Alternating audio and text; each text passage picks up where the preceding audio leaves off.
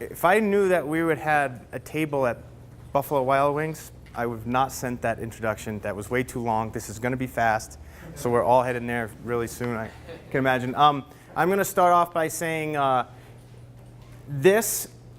email, my contact is always open. It's always open. Like Schwartzy said, you can't keep up with YouTube, you can't keep up with Facebook. I'm on Twitter. I'm on Twitter to look at what our players do because they're idiots and they'll post stuff they're not supposed to be doing, right? So it's a great way to be a detective.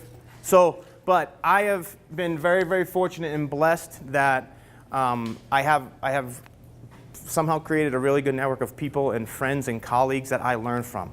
I reach out to them for knowledge, right? I can't stay on, strengthcoach.com, and I can't sit at my computer all night, probably because I have low-level ADD, but I just can't sit on that computer and read and stuff like that. I do read, I do continue to educate myself as I grow as a professional, but the intimate relationships you have, the networking that you have starts here, okay? And I offer this because I appreciate your attendance, but I also challenge you to extend your network.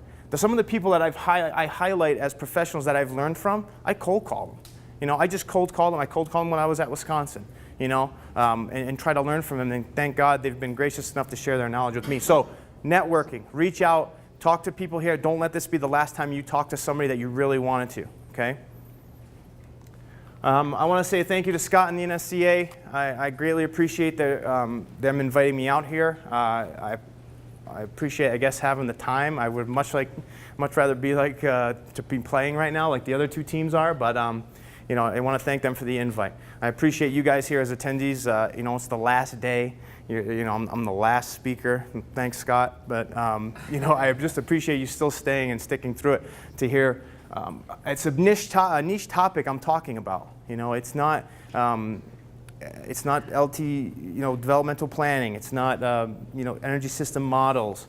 But it is a niche thing that I hope you can pull something from because I hope you're all involved in that type of setting, right? Or you have that challenge to work with injured athletes. I want to thank the Hampton Inn for the great razor they gave me to shave. In the last couple of days, I could have used that razor about 2 months ago to slit my throat because we had a terrible season. But I will come back. I hope I don't have to go back there to get one next year. But anyway, I do appreciate the San Jose athletes who listen to my BS, who go through the wall for me, who do what I want them to do. I have no complaints. I've never had one case. I had one issue with athletes who wasn't really non-compliant, wanted to do his own thing. But in my 10 seasons or going on 10 years, I've had unbelievable compliance from guys, veterans, young guys, so I am truly blessed to have that. The staff is great. We have a great, tight training staff, and training, for you non-Canadian hockey people, trainers are an equipment manager, the athletic trainer, and then the strength and conditioning coach. So you all get lumped into this trainer title. I hate it, I can't stand it, but our staff is really strong. Okay, we both, all three of us play off each other and help each other when in need. Medically, I'll go into who our staff is and how we all help coordinate this rehab process. If we have questions at any point on any material, raise your hand. Okay, so the format of this is going to be, we're going to go through these slides, we're going to go through the order of training that I'll follow with a rehabilitation type athlete for the lower body. Then we're going to watch some video on the exercises that I think you guys need to take away from or look at. And then we're going to go inside the gym, not outside because I'm dressed in black. And if I go home with a sunburn, my wife's going to think, yeah, you were at a conference, my ass. So I don't want to make sure I don't get any type of tan because I tan really easily. All right. Why did I pick this topic? I was thrown into the fire early on with the rehabilitation of injured athletes in San Jose, with every injury, concussions, shoulders, low backs, and lower body injury. It was upon the decision of the head athletic trainer that he likes to keep everything in-house. He did not want to reach out to too many outside resources to bring too many cooks into the kitchen, and to try to fix this problem. Too many cooks in the kitchen, I think, at times will confuse the process. It'll challenge the process in ways that these athletes, and Casey and Chris can attest to this, and even you collegiate athletes, we have so much hands-on time that we can accelerate the rehab process, right? We're not accelerating healing times. There's a big difference, right? But more touches, more time for therapy, more time for rehabilitation exercise, it's going to accelerate the time. This is not grandma. This is not rehabbing a knee injury because she fell going to Sunday brunch, right? This guy is in the gym 7 days a week. He's not, knock on wood, please God no. But this type of athlete can rehab every single day, right? He can have an opportunity to do something rehabilitory or reconditioning every single day, okay? That's why the timelines are different, okay? If the Stanley Cup's coming, the timelines are really different, but that's a whole nother topic, okay? So just understand, I got put into the position where there was an old school guard of thinking in terms of rehab. You know, good, bad, or indifferent, doesn't matter, you know? With my prior experience and where I was, I didn't dictate the rehab, but I had the opportunity to learn from Mike and a lot of great professionals that I was with on how to administer rehab type exercises, okay? And then I started to figure out, okay, well, why did you put it together this way? Why did you put it together this way? My first ACL I had to do in San Jose was in my second year. I made a phone call to Bill Knowles. I phoned Mike Boyle. I called everybody I could, doctors included, orthopedic surgeons included, to find out, okay, what do I need to be thinking about, right? What's the difference between an autograft and an allograft, right?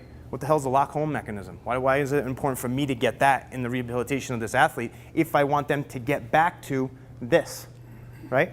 Make sense? So I think this is a niche topic, but how many people are involved with the rehabilitation of their hockey player they're working with right now? Raise your hand. How many of you are strength coaches? Keep your hand up. How many of you are PTs? How many of you are athletic trainers? Okay, good. Good. So that's positive, right? That's positive. We need to be involved in the rehab process if we're strength coaches, and if a PT has it. A gentleman with me, Ross Nakaji, we've added him onto our staff. He's a PT in San Jose, a great PT, and we connected through a Major League Baseball player we were both working with privately. You know, but then we started seeing some hockey injuries and that Ross can help us with. It's another set of eyes that we trust, that is now in the family, that is now part of our performance team, right, which I'll talk about in a minute, that can help us with different things, right? So instead of me doing a lot of the early material, Ross has come in to help aid Ray and I. Ray Tufts handles all the immediate care, wound care, infection control, organization with the doctors in terms of surgery, right? Range of motion, swelling, all those important things, right? And then the handoff comes to me and Ross, you know, and many times. You know, and if we didn't have the answer, because every injury is not cookie cutter, you got to remember that too, right? If we don't have the answer, we go look for it, and we tell the athlete that. I tell guys straight, I don't know, I don't have the right answer, you know, but I will find you an answer. I'll find you a good damn answer, you know, to help you along your way, all right?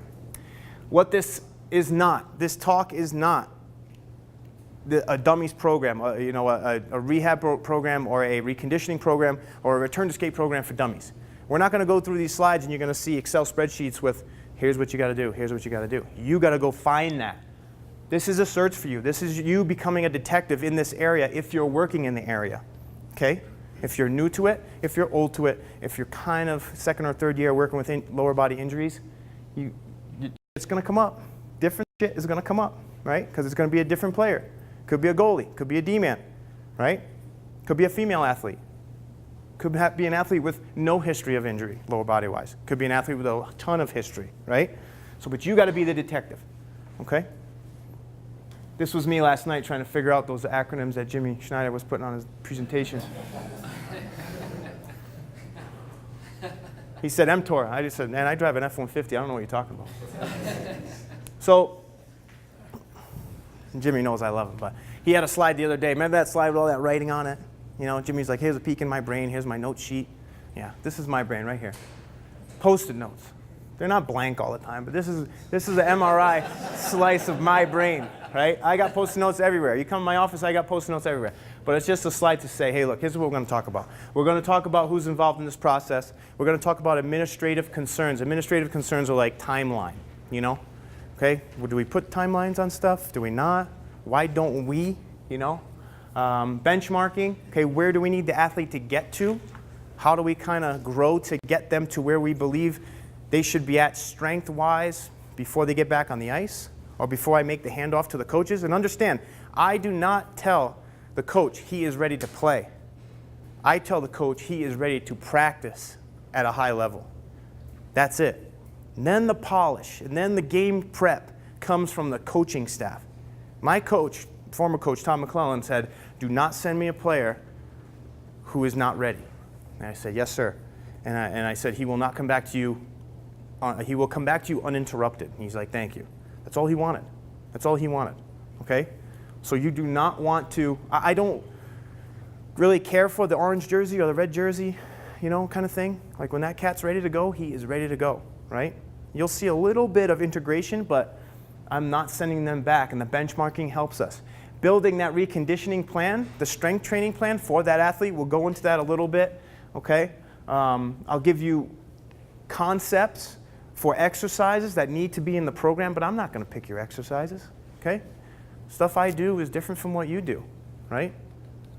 Now, and then we're going to talk about building the on-ice plan, what should go into that athlete's program. Now look, these are not interchangeable, but they go. You always have to take a peek back. You always have to look over your shoulder. Am I still close to my benchmarks? Am I still going for my benchmarks? Am I getting cute? Am I jumping on a stupid physio ball and trying to do squats because it's proprioceptively enriched? Last time I checked, the ice is hard as shit. It's not moving, right? So I'm not putting them on a physio ball to get proprioception. I'll find another strategy, okay? That's a big word, by the way, strategy. What strategies are you using for this rehabilitation or reconditioning athlete that don't piss their injury off but still get you what you want to get, from quad development to maybe to battle AMI, arthrogenic muscle inhibition, right? Any muscular shutdown that goes on in that injured area, okay? Think strategy. Videos of the exercises and on-ice drills. I had the same problem as Kevin, Neil, and a couple other people where my videos were coming in sideways. And I was just banging my head against the wall. So basically, I just put all the videos together, and we're going to watch them at the end. And then I put all the hockey videos together, and we'll watch those at the end. And then we'll ask questions. Okay? Then there's going to be a little hands-on component. The hands-on component is going to go through some of the exercises that are teaching exercises and for initial rehab for a lower body injury. Okay? Performance team. Bobo's on the stim, Sunshine's on the squat machine.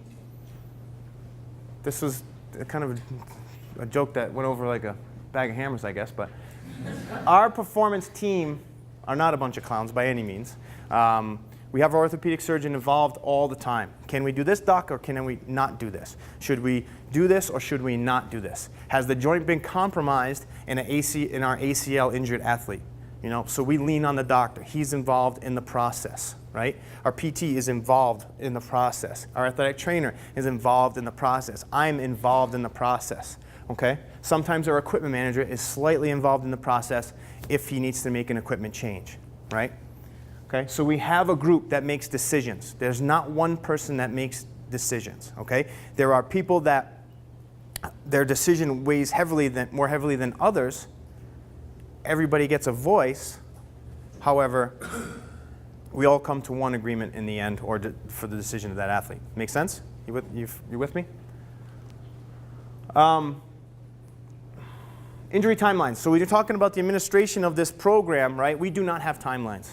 We do not say this guy will be ready then. We don't blanket them or compartmentalize them into a recovery period for a shoulder labral tear, for back surgery, nothing, okay? We get a timeline to kind of think about just as they progress, all right? We do not force a timeline on an athlete. That puts unrealistic expectations on us as a staff, but more importantly, it puts unrealistic expectations on the athlete, okay? I tell our coaches, and I tell our staff, and I tell everybody else who has a question, which everybody wants to know, when you have an injured athlete, whether they be a top line guy or a bottom line guy, when are they coming back? When are they coming back, right? This is a little glimpse into my life right there, right? This is me as a cook. My wife's the cook of the family, right? So when dinner's ready, the smoke alarms go off, pretty much. I have 3 little kids. I have a 7-year-old, a 5-year-old, and a 2-year-old. They're like, Daddy, when's dinner gonna be ready? I'm like, hey, when you see smoke, come to the table, right? But I tell them, hey, I'm gonna send you an athlete who's uninterrupted, which really means they're gonna be overcooked, okay? They're gonna be overcooked. I'm not gonna send you something that's raw and not ready. Make sense? Because now, listen, what happens? Tell me what happens. You're all general managers for a minute, okay? You could be GM for a day. Don't fire me, okay? Because I just gave you your job, by the way, right? What happens if I send you Patrick Marleau, right? 40 goal scorer, you know, has always been a Shark, major component of our team, right? I'm not putting you on the spot. You look like a good GM, right? Well, let's say I tell you, Patty, you'll be ready in 3 months. He comes back, you know what? I got him ready in 2 months. He comes back early and re-injures himself. What happens? You're pissed, right? Right. You're really pissed, especially if you're a Canadian, you're really pissed, right? So I've delayed the process, right? I screwed not only the team, but the confidence in the athlete is way down now too, right? So overcook it. Overcook it. I hope you have the opportunity, and you're going to be uncomfortable. But you know what? Life's not about comfort. This is the discomfort or discomforting point of our careers as strength professionals, PTs. If you're sitting in a room and someone says, well, he should be ready. He's an ACL, you know, no joint pain. He should be ready in hockey 5 to 6 months, you know. And you're the hands-on person, and maybe you're not a senior person in that room. And you don't chirp up and you don't speak up and say, hey, it's going to take a lot longer than that. I'm not seeing it. His progressions are slow right now. You know, you better speak up because it's still on you, right? You got to have enough ovaries, as Jimmy said, or balls to say what you feel, okay? If you're overcooking that athlete. Make sense? Right? That was a Mike Boyle thing too. Mike would help me, you know, Mike really helped me with that. You know, and Mike said it, he put it in pretty much the same words, not the ovaries thing. I'll give Jimmy an assist for that one.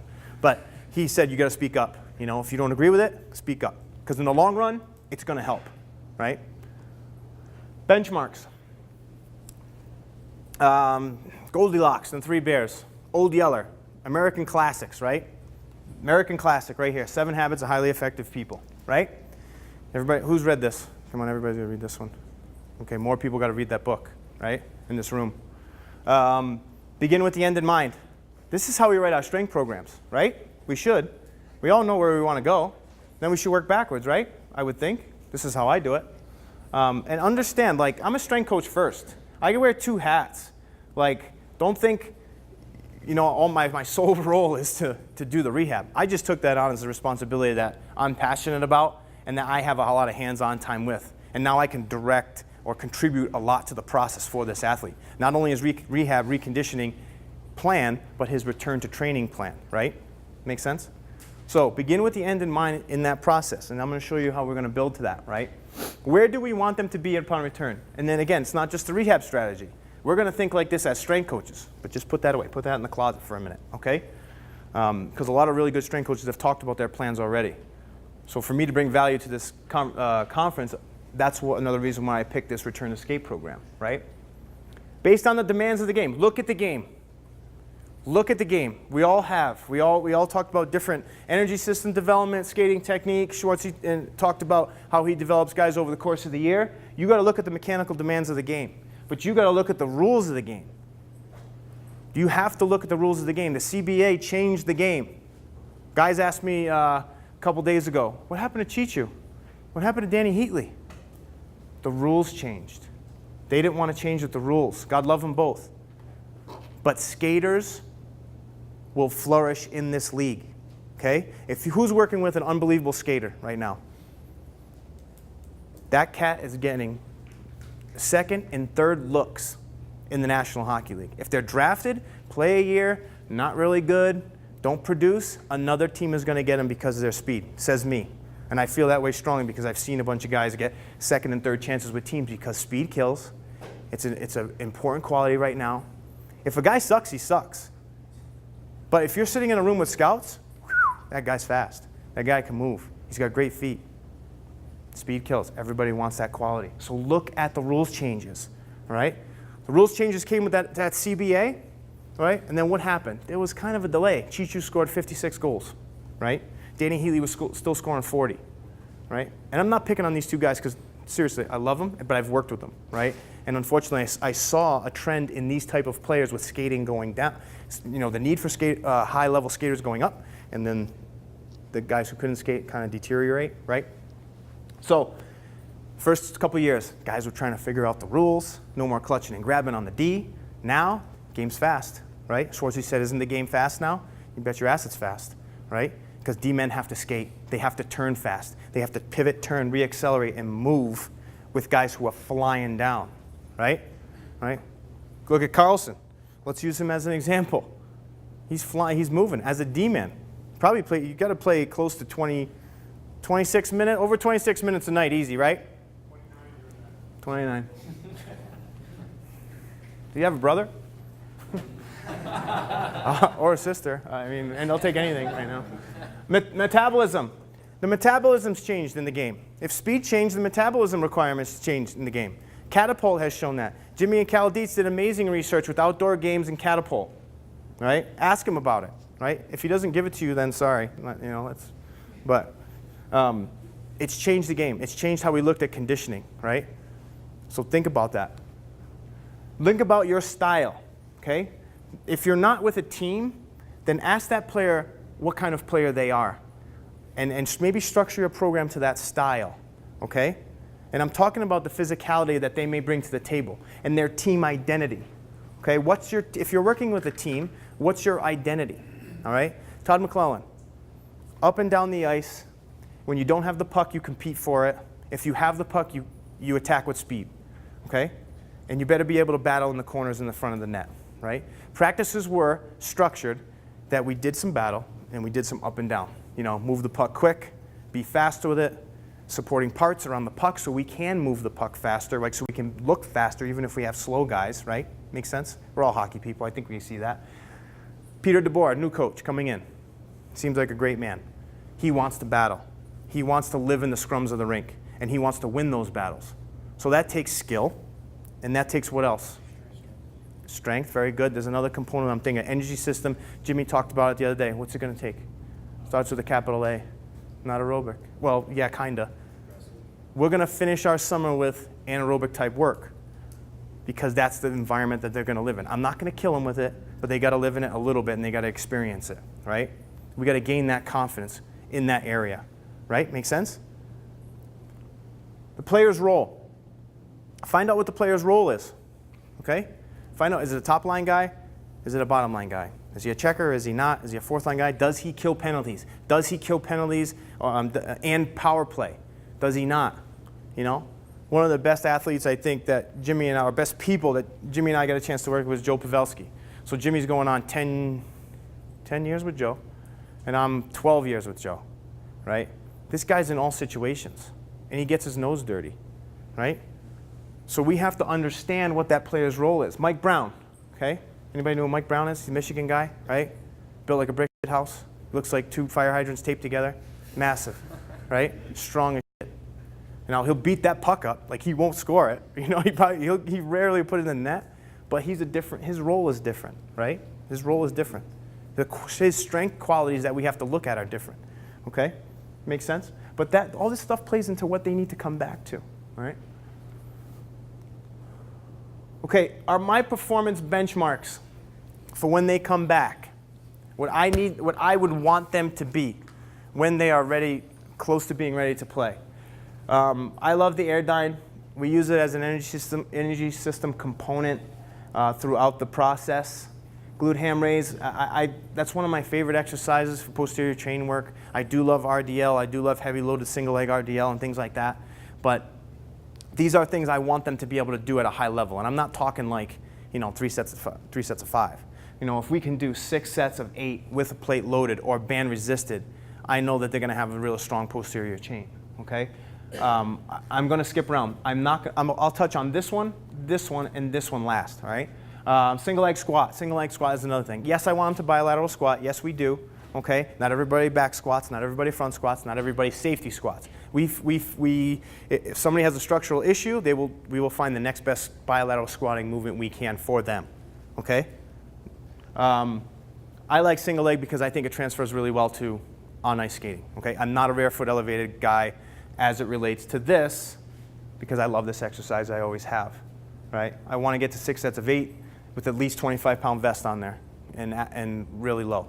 Top of the thigh parallel, okay? Why that much? How did I figure out that much? Honest to God, trial and error, make it as hard as I can, but make sure they can do it with volume. You know, we'll go through some heavier loaded single leg stuff. Don't get me wrong. You know, but I think this will express a high level of strength in that single leg or in that independent limb, coming back, getting ready to skate. Okay, front squat. This was a buddy of mine, Eric Helen, that Jimmy works with at Wisconsin. He was with the Chicago Bulls. A lot of his ACL type rehab, he would get guys to squat at a certain weight for a certain meters per second. Okay, at Wisconsin, I thought we had a lot of strong guys, and I thought that we really pushed them to raise their 1RM in that strength development time of their careers. But what I found after talking to Eric and getting close to him, he's like, he had a unit called the Tendo, you know, and there's a lot of really good things to measure bar velocity. But with lighter loads, we did not move the bar fast enough. So that was a missing element in our training, and then I put it back in, or I added it in. So since then, with this rehab process, I want them to be able to move, have a lot of expression of power bilaterally in their lower body at about 0.9 meters per second. I think some people may think it should be a little faster, and you know, if we talk about it, I definitely will change this. You know, but I think 0.9 meters is a respectable speed and velocity for the bilateral movement that you're going to choose. I like front squat. I like front squat because it helps support my clean teaching. A lot of my exercises, a lot of these exercises, healthy or injured, I want you to look at them as how they support teaching exercises for other movements. Okay? Keep that in mind when you see some of these videos. All right? Triple jump. Don Chu, Brendan Ziegler, a good friend of mine from Wisconsin, talked about the triple jump, talked about the reactivity from the triple jump, the single leg stability of the triple jump. I'd like to get them to that. Okay? I like to get them to that. I think it's an effective exercise. It's simple. It's old. There's research on it, right? Single leg horizontal jumps and the deficit from left to right on an injured limb, there's a ton of research on it. Okay? Look at it and see where your athlete is during this process. Heart rate response. We heart rate monitor the shit out of our guys. Our guys wear a heart rate monitor every single practice. The beginning of the year meeting, I tell them, one, don't use supplements that have drugs in them. If you're using supplements then please tell me the ones I'm not giving you, and you're wearing your heart rate monitor every single practice. It's part of your equipment. I don't push it on the games, but I push it on the practice. So, and we have great human beings. They're great guys. They're very compliant, but they're pro athletes, right? They're idiots on Twitter. So I got to make sure that, hey, put your belt on today, Crash. Come on, you know, GM's watching you. For a raise, you're gonna get a raise, you know. So I make sure. So we have that many guys monitoring, and I also utilize this in the heart rate response, how their conditioning is coming along, how their recovery is coming along. Okay. We've used the heart rate monitor system ever since I was at Wisconsin. Okay. I just choose to use first beat. That's just me. Okay, now these ground contact jump, a reactivity test on the just jump mat, the single leg hurdle jump, and the 10 or 20 yard sprint. We utilize this on the ice, but as an off ice measure, I will try to get to these things, but if it's a knee injury or an ankle injury with a joint based lesion or issue, I don't press those things. I don't press those things. I introduce them, I try to get to them, but I don't force them. Are we clear on that? Are you with me on that? Now, if we have an ACL injury who comes back in 5 months, back to the NHL season, I will want to get to those things. This is running, remember. I want to get to those things at least by next preseason. Does that make sense? In a year, it's about time you fully reclaim that injury site. Okay? So that's when I'm like, okay, this cat needs to be reactive off the ground. He needs to jump. He needs to be able to learn sprint running again. Okay? Not just running, but sprinting. Okay? Is that fair? Questions? No? Okay. First strategy for this is from the strength coach's fortune cookies, right? First strategy for progression: avoid regression. Okay? You always want to continue to press them forward, right?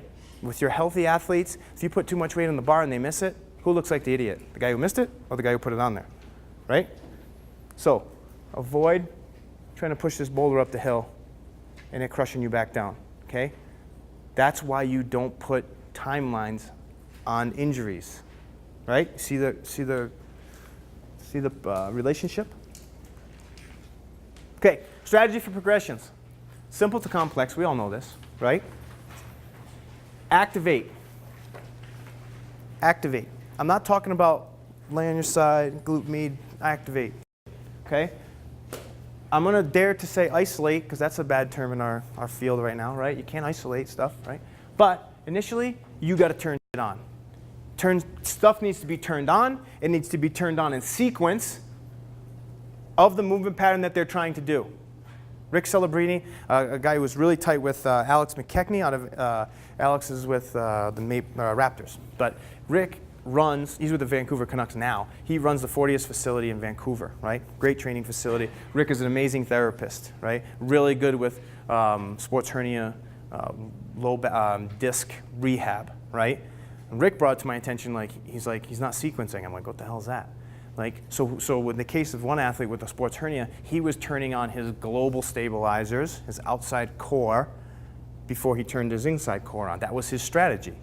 How do we sequence to get that back? How do we try to isolate to get that back? Because remember, every injury you deal with, a puck to the ankle, an ACL, a shoulder, a cervical, everything is a brain injury. That's a Bill Knowles quote. Write that one down, because you don't have all these slides. But if you want them, I'll email them to you. It's a Bill Knowles quote. It's a brain injury. There's been an injury, or that little, if you're on a Mac, you got that little pinwheel going, or you got that little, if you're on a PC, you got the little sand thing going, what do you call it, hourglass going, right? It's stuck. The software program's not functioning properly. Us, have to get this program up and running again, right? Make sense? Our PT, athletic trainer, will help us regain full range of motion at the hip, knee, or ankle, all their parts, make sure there's no compensatory movement, right? And then the ball gets handed off, right? We always recheck. We always kind of reassess where they're at as we get stronger and maybe gain some more volume back on that injured limb, right? And they regain muscle tissue. Our jumping protocol, because obviously everybody wants to talk about plyos, right, in hockey, stable landings before jump magnitude. Okay? Box jumps maybe 8 inches off the ground. Single leg jumps with a hurdle or line jumps to stabilize at the hip. It may be at credit card depth. But we need to see stability coming to the midline, stability moving laterally, right? And stabilization at that hip. And then we'll finish with rebounding. We may not get to rebounding, but rebounding is the end goal. Once the guy plays again, he's not out of your hands. Don't pull up the sleeves like the blackjack dealer, You're not checking out yet. You got to keep your eye on this player. Triplanar movement, absolutely. This is simple stuff, right? They're going to experience that in the game, so we need to make an environment that's rich in that. We have to choose exercises that are rich in that, okay? Now, strength training wise, you're going to see a model here coming up in my template, and I'm going to explain it. We go controlled tempo with eccentrics, concentrics, which are just maybe on the pins and then pressing up or at a low depth and coming out of that, right? And then explosive work will be Olympic lift and plyometric type work, maybe specific power, and then power endurance will kind of finish with that type of material in the periodization model. You're going to see a block 3. So you're going to see month 3 of an ACL rehab. No, you're not.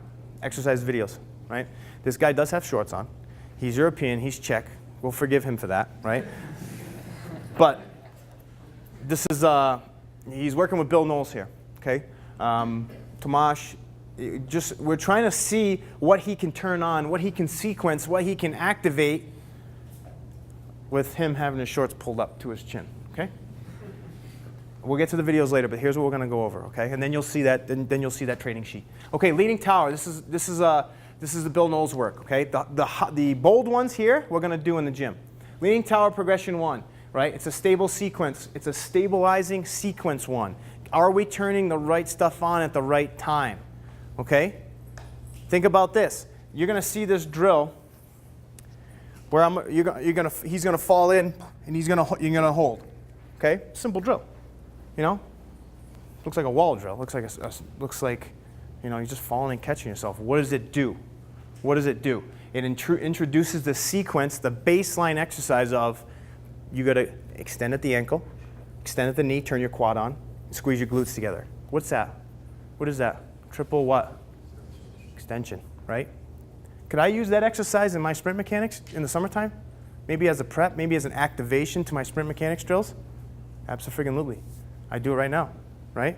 We're in month 2. So we utilize these in our strength training program as we re-educate, right? Jimmy's block 1 or coming out of GPP in the summertime and we're getting ready to sprint, we turn it on, right? We don't leave it to hope, right? We don't leave it to lean, fall, run into the ring, right? We need to get stuff turned on before we even do that, right? So, progression 2. I'm not going to demo all these exercises, but I want you to see them. Fall in. What is this? Knee injured athlete. What is that? Talk to me. Come on. Don't be shy. I'm a nice guy. Glute activation. Glute activation. What glute? The opposite, so the down leg. What's the important leg? So probably up leg. Why? Balance. No. You're right there, though. I still like you, right? This is a stance leg, glute activation, quad firing, triple extension exercise, okay? It is not a knee lift, hip flexor, pick my leg up exercise. You don't even cue that leg, right? So Tomasz, what are we getting here? Active range of motion in a sprint mechanics drill that he's going to have to eventually get down here to, but we're training him neuromuscularly to use the stretch reflex from the Achilles and extend the hip and actively bring that leg up, or excuse me, passively, right? Make sense? You see how how all the shit's coming together now and hopefully sticking to the wall, right? Okay, leaning tower band raise. Tomasz was in that position. Now that we transition them to here, what is this? Look like skating? I know it's the last one. Come on, stay with me, right? If you're having trouble, go see Jimmy. He's got carnitine in his bag. Athletic positioning. This is a sequencing thing. Crash did a great job of talking about on the field how we move laterally, right? And if I move this way, what leg is pushing me? Give me a leg. I'm going this way. Right. Left. Correct. Right. Yes. Yes. Okay. Left. Then why do we see this? Why are we casting out? Going for muskie. Friday night fish fry for the Minnesota people. What are we doing to that hip joint if we cast out? We're extending it, but we're putting stress on the inguinal ligaments, right? All this that protects your hip and keeps it in. Is this a good skating stride? No. It's a railroad skater. That guy's in trouble. He's not only in trouble from a hip standpoint in the future, he's in trouble from a knee joint standpoint and grinding surfaces, right? And like, see you later, meniscus, you know? I'm gonna mail you away, right? So, sequencing, right? Am I on? Am I here? Back in. I can still go anywhere I want, right? Because if I'm here, I can go here, I can go here, right? But I'm always coming back home. If I'm here, where am I going? Nowhere. I gotta get there, right? I gotta pull this to go this way, right? Sequencing. You're gonna see me do a drill. Ricky Celebrity talks about, are you on internally, not globally, right? And can we move here? Shins are parallel. I can go anywhere from there, but my groin's on. My adductors are working with my core to make sure I stabilize. Make sense? Band work, pet peeve of mine.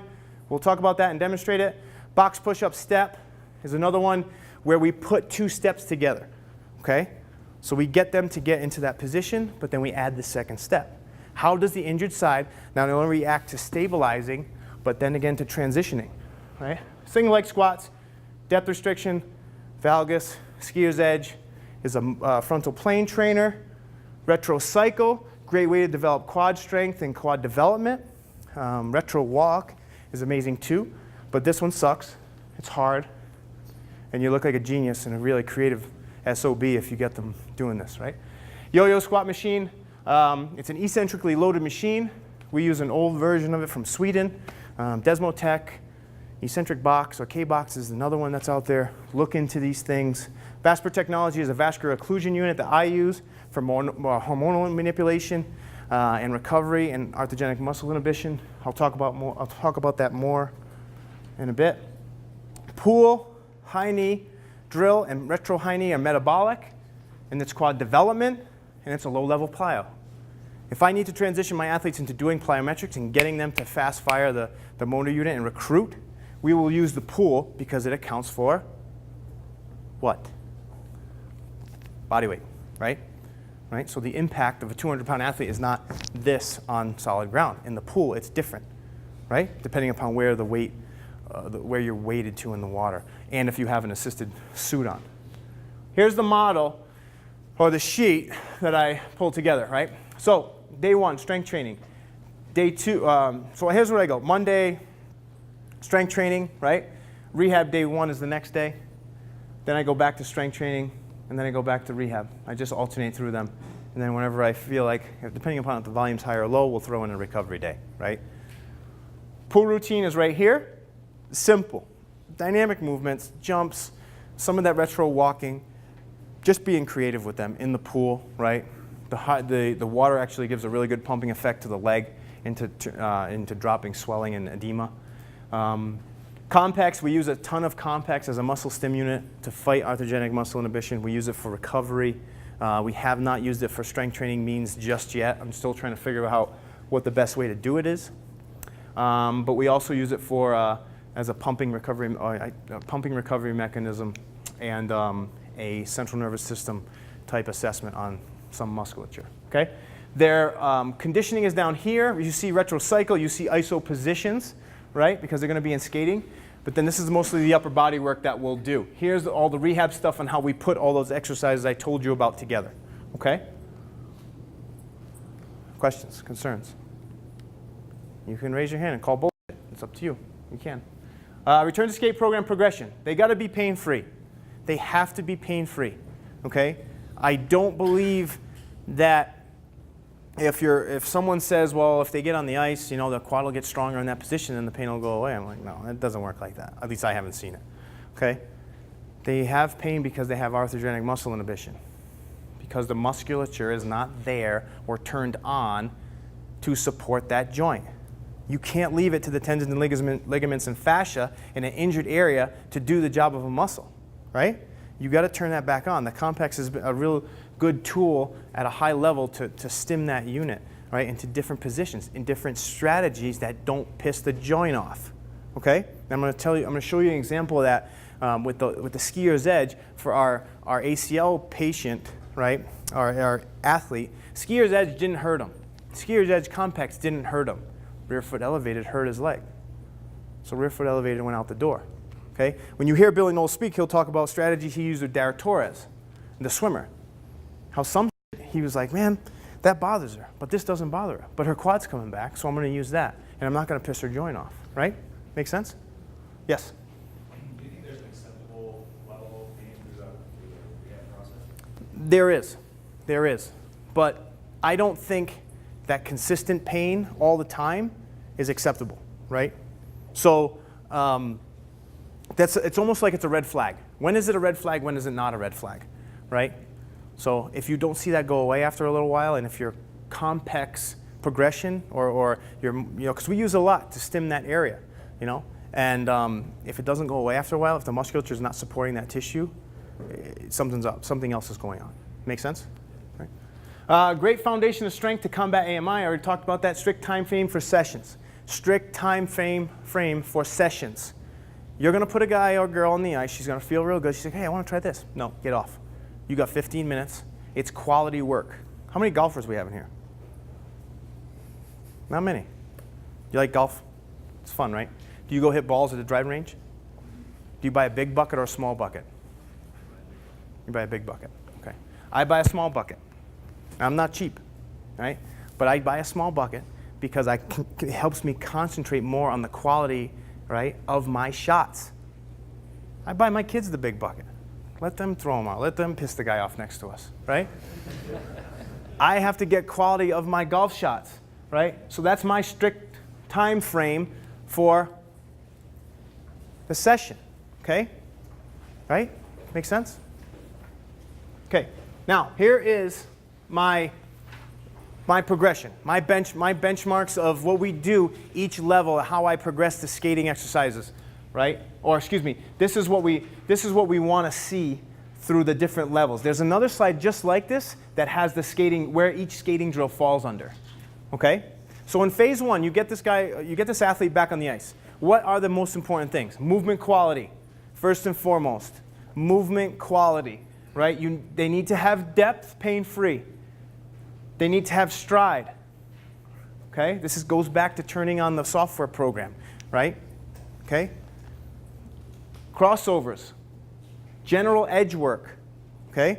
So now they're accepting forces from turning and rotation on that knee, and we see how that knee responds. Does that make sense? Okay? You cannot mimic fully what happens on the ice with the forces that go through when they're on the ice. It's very different. Okay? Why aren't your best 10-yard sprinters the best skaters on the ice? Right? It's something happens. I don't know what happens, but it's something in that ice to ice connection. It's more of a learn to skate program. There's no pucks. Pucks screw everything up. Pucks, they start screwing around. I have a question on that.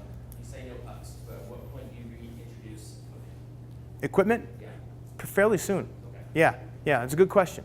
We do sweats, initially, but fairly soon. Good question. Next one, heart rate baselines. We start looking at that. Okay, where are they at? We introduce starting speed. Okay, so then just being able to start. Okay, tight turning, right? And crossovers are way around the rink, right, behind the net. Tight turning for me is around dots. Okay, tight turning is not around face-off circles. That's still big turning, right? And then more stationary drills. Pucks come in.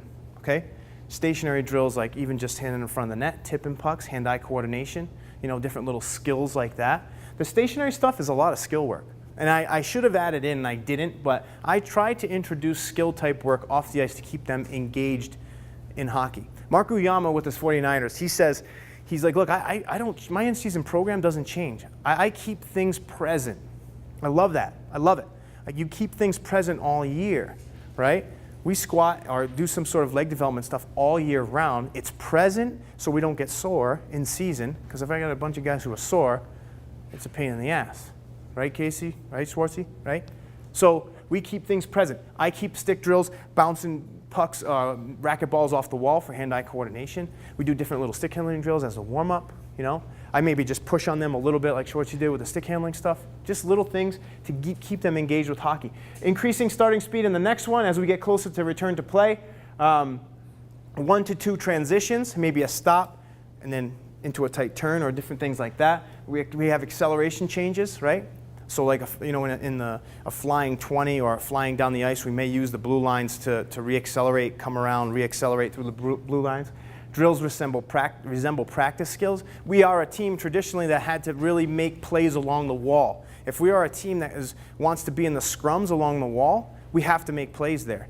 You can get in the battle, you lose the battle, right? You don't have that skill ability along the wall, the team's going the other way, and then it's a chase game, right?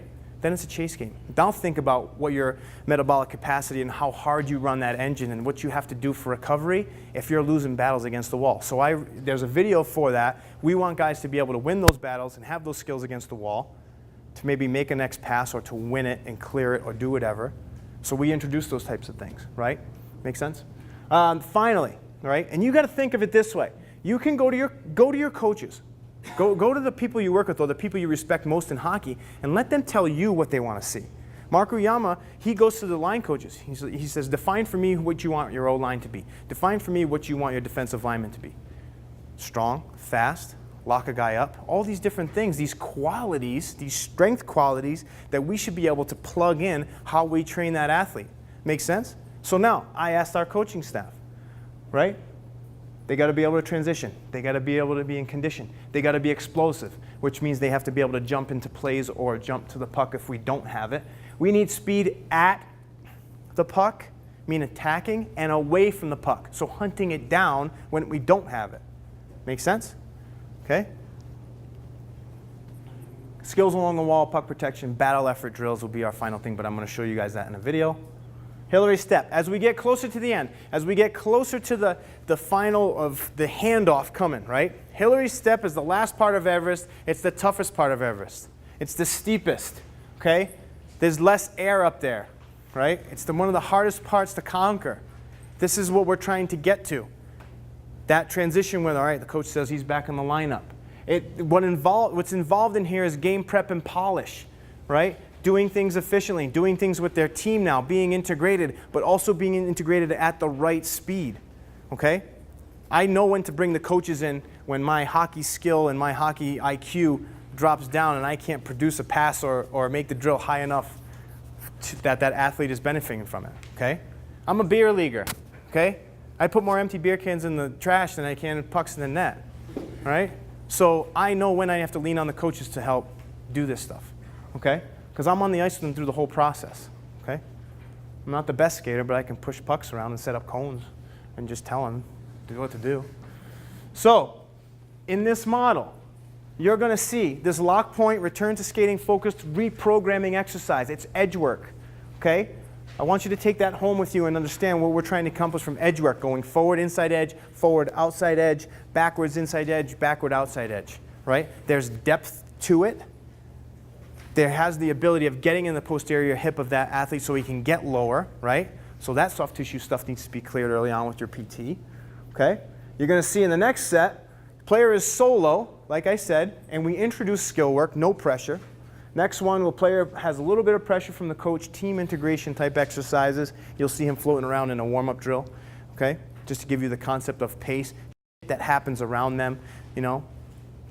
So they have to remember, you have to reacclimate themselves back to that as well. Movement around them in their peripheral, how they respond to that. JJ conditioning test. Jimmy Johnson was a assistant coach with us, a very good man. He's from Minnesota, played at Duluth, and played in the National Hockey League for 10 years. He is into our area.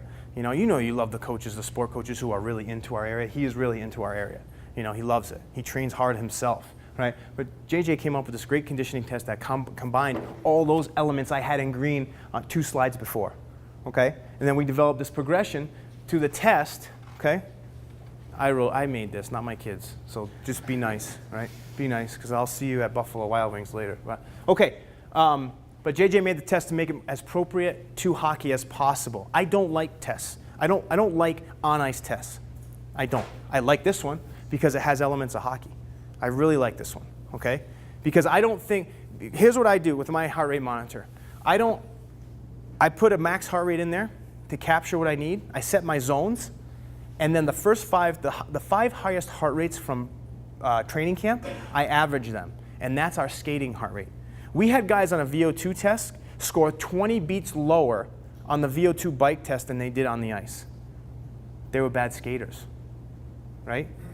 Patty Marlowe will score the same. Heart rate is the same, right? Joe Thornton, same, right? But they're good skaters, right? Make sense? So I need to find a real heart rate, something that has some substance and something I can really program from this heart rate monitor system. When we look at this return to athlete and we say, okay, how many beats of recovery is he getting from this really game-like drill? Because this is the last step when the handoff comes. He's ready for practice. Practice. Allen Iverson. We're talking about practice. We're not talking about a game, right? Not the game. Not the game. So the handoff. That's all we can do. It's not our job to say if he's ready in the lineup. We're not general managers. We're not coaches. We're not hockey coaches, right? So here's how this drill works. You have a blank sheet in your pad. Write it down if you want. You'll see it on the video if you want to try it again. I'll go fairly slow. The blue is the athlete. The green is a coach. The orange is a coach, but in a defensive posture. Okay. So there's a battle drill here. Right? Maybe 5 seconds, maybe 6 seconds, no more. Peels off, goes to the net for a shot in the slot. Okay. He backs away slightly to the star. The stars are important. He gets a pass from the coach. He shoots it. Okay. This is important. The take it to the net is important. That back away, watch the game. Watch when the puck is in the corner and how the puck comes to the middle. The puck is made of magic. The puck always finds the middle, right? The puck always finds the middle. So he's got to find a spot. You'll see players trying to find sweet spots when the puck is here and they're trying to find the empty area so they can take a shot. They can just find a little daylight, okay? So we want them to be able to back into those positions and shoot. Then he goes on a skate, a back-checking pace type skate, hard. He flushes this coach who's acting like a D-man because he wants to push him to the side because the rest of our team strategy is to lock this down, right? He filters him off, but now that coach is going to make the pass to this coach, and then he's going to open up, get the puck, and go for a one-on-one, okay? He's got defensive responsibilities. He's got offensive responsibilities, all right? And he's in a battle. So that's critical, okay? That is critical. Trying to introduce all the elements involved with skating. How many of you tested a goal line to red line test, just raw speed, okay? Have you done that test when they had a puck? Different, isn't it? If it's not, then you got a really good skater on your hands. You know, you got a really good, high level of skill, but it's going to probably be different, okay? Here's the kind of sets and reps we assign to this. The first one I showed you is this one. About 30 seconds. There's only one battle element. You can extend it to 40 with any other element that you want. You can introduce another. Shot. You can introduce another movement pattern, but not a battle. Okay, but not a battle. We go back down to short shifts with 2 battles, because I want them to be ready to battle when they get right. We know where we want them to end, per Jim's talk. We know where we want them to experience a little lactate before they go to preseason, right? We're not going to throw them in there with their pants down, right? So we extend the shift a little bit longer. We don't want to play shifts like this long, but then we have 2 battles, okay? So that's the kind of progression you can kind of work in, all right? This is your reference page. This is your reference page, okay? If you can go to their conferences where these guys are speaking, go, okay? If you can call them and reach out to them, go, okay? My network of friends and colleagues, again, look, they mean the world to me, and they've helped me get to where I am if I'm anywhere in this galaxy, I guess. But but I learn from them. I steal from them. Crash said it. You got to be a good thief. I'm a damn good thief. But I just say, hey, look, it's your idea for 2 weeks, then I take it. It's mine. I'm not going to give you credit after that, right?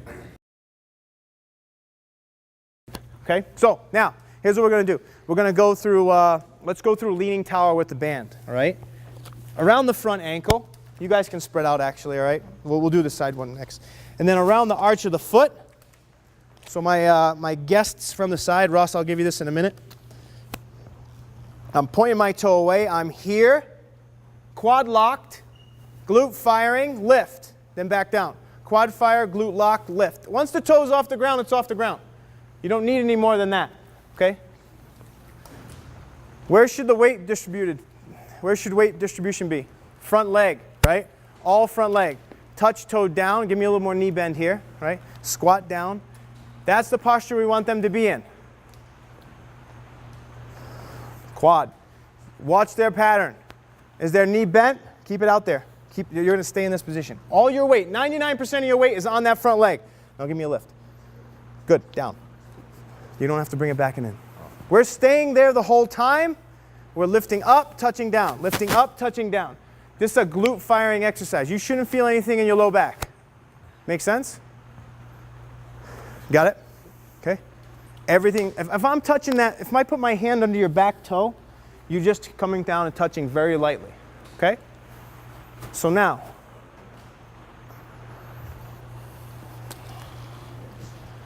if you got studs, male or female, people who really are good at it. Okay, so now we'll get a couple lines. We're going to get one person here, and then they'll work to their left. Okay? Then everybody can file in behind them. So now that's leaning tower. Band around the ankles or band around the arch of the feet if you want. I like arch of the feet right now. I'm kind of on that kick because around the ankles it may slide up. So I'm here. Now I got to move this way. What leg pushes? My right. Now tell me good or bad. Be my coach, right? Speak up. Thank you, right? Why? Yep, or casting. Think about casting, okay? I'm reaching out here, stress here. Got to try to find a way to get on that other side. I'm screwed if I have to go back to the other side, right? So, again, good or bad, my coaches. Then we're all demoing. Good or bad? Boom. I'm there, right? I'm there. Okay, go. More right leg, Ross. How do you cue that? Push against the ground. Push against the ground, extend. Now hold on, pause where you are. Pause where you are. Do I want extension on that back leg, or do I want to cheat myself and cheat my power output and just go to here? Extension. I want extension. If not, we just squat to here all day, right? But we finish. So push and extend. Good. What if their toes On the back leg? Yeah, we got, like, yeah, if the toes turn out, we got to make sure we keep them straight ahead. Yes. Good point. Push. What's that? I go ball of the foot, but the heel may come down. Oh yeah, NSCA. Good. Nice. Nice. Good. Okay, now join this group down here. Run down there. Yeah, take that one. Okay, now, Joe, give me that band for 1 sec. So now we'll go next to 45-degree angles. Okay, so now we're going to do one line. We'll do 2 steps. 1, 2, hold. 1, 2, hold. 1, 2. Right? So now we start transitioning that leg back behind us into more of a skater-appropriate stride. Okay? Here we go. Now, watch them this way, and how, are they underneath or are they casting? Right? Go ahead.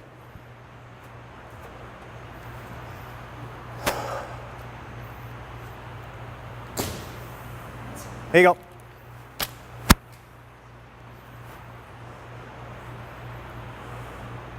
What's he need more of? Keep going. Extension. Right leg. Right leg. What else can we look at here? Take the look upper body wise. What else can we look at? Keep going. A couple more. Huh? Think sequencing. What? Lean. Lean. Arms. Arms. Little bit of arms. But look, tick-tock. Can they stabilize? Can they sequence? Can they be turned on up top? Push. Are you reaching or are you pushing? There you go. Take it, slow it down. That's okay. Push.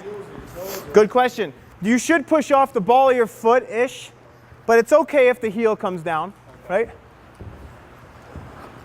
Push. Right leg. Good. Anybody got an extra band for Joe? Thanks for participating. Appreciate it. I thought we were passing off somebody. That's okay. You can stay there. Sorry. Okay, one more. Good. Okay, now different drill. No, keep. Yeah, you guys can come on. I'll give it back to you. Push. Stop. He's chasing you, Joe. Push. Push. Now we can get a little more depth. Okay.